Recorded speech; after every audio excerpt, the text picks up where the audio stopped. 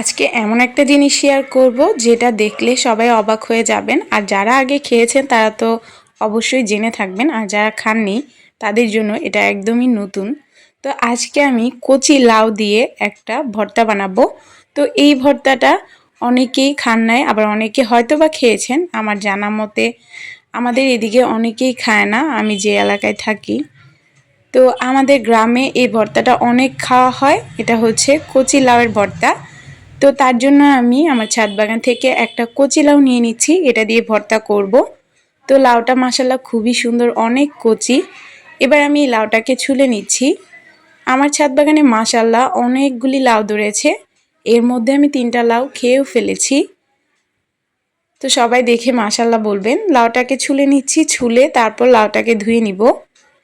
তো কারা কারা এই ভর্তাটা খেয়েছেন অবশ্যই কমেন্ট করে জানাবেন, আমি কিন্তু আপনাদের কমেন্টের আশায় থাকবো। তো লাউটাকে ছুলা হয়ে গিয়েছে, এবার আমি লাউটাকে ভালো করে ধুয়ে নিয়ে আসব। তো লাউটা ধোয়া শেষ, এবার আমি লাউটাকে মাঝখান দিয়ে কেটে নিচ্ছি। এবার 4 ভাগে ভাগ করে নিব লাউটাকে। ভাগ করে নিচের অংশটা আর মাথার অংশটা ফেলে দিব, ফেলে এটাকে ভালো করে কুচি কুচি করে নিব।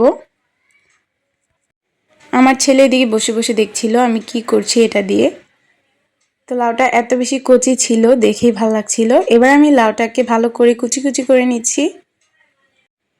এই লাউয়ের ভর্তাটা খেলে মনে হয় একদম শশার ভর্তা। এটা যে লাউয়ের ভর্তা কেউ বলতে পারবে না। আপনি যে কোনো মানুষকে এই ভর্তাটা বানিয়ে দিবেন, কেউ বলতে পারবে না যে এটা লাউয়ের ভর্তা। যদি দেখে থাকে তাহলে বলতে পারবে, এছাড়াও কেউ ধরতে পারবে না এটা লাউয়ের ভর্তা। তো আমি ভালো করে কুচি কুচি করে নিয়েছি লাউটাকে, দেখতেই পারলেন লাউ থেকে পানি চলে এসেছে। তো এবার আমি ভর্তার জন্য বাকি উপকরণগুলো নিয়ে নিয়েছি। এখানে নিয়ে নিয়েছি কাঁচামরিচ কুচি আর নিয়ে নিয়েছি তেঁতুল। তো পাকা তেঁতুল অনেক খুঁজেছি, কোথাও পাইনি। তারপরেও অর্ধেক পাকা অর্ধেক কাঁচা এরকম তেঁতুল নিয়ে নিয়েছি। একদম পাকা তেঁতুল হলে বেশি ভালো হয়।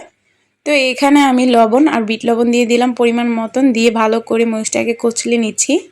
তারপর তেঁতুলটাকে কচলে নিব। তো এটা মাখানোর সময় আমার জিভে জল চলে এসেছিল। কি বলবো, এই রোদের মধ্যে এই ভর্তাটা খেতে এত বেশি মজা লেগেছে আপনাদেরকে বলে বোঝাতে পারবো না। এবার আমি এই বাটির মধ্যে অল্প একটু লাউয়ের মিশ্রণ নিয়ে তারপর আমি বলের মধ্যে সবটুকু ঢেলে দিব, দিয়ে ভালো করে মাখিয়ে নিব। তো আমি এই ভিডিওটার ভয়েস দিতে গিয়ে আমার মুখে পানি চলে এসেছিল, যেহেতু আমি ভর্তাটা বানিয়ে খেয়েছি তারপর ভয়েস দিয়েছি, তারপর ভিডিওটা আপলোড করেছি। তো এখন আমি ভিডিওটা দেখছিলাম আর ভয়েস দিচ্ছিলাম, আমার মুখে পানি চলে এসেছে। তো ভর্তাটা বানানো শেষ, এবার আমি একটা বাটিতে নিয়ে নিচ্ছি। তো দেখতেই পারলেন কত সুন্দরভাবে ভর্তাটা বানিয়ে নিলাম, আর একদমই সিম্পল লাউয়ের ভর্তা। তো আপনারা অবশ্যই বাসায় ট্রাই করতে পারেন। অনেকেই ভাবতে পারেন যে লাউয়ের ভর্তা কেমন আবার লাগবে, আপনারা অবশ্যই কচি লাউ দিয়ে এই ভর্তাটা বানিয়ে খেতে পারেন। আশা করি সবার কাছেই অনেক বেশি ভালো লাগবে।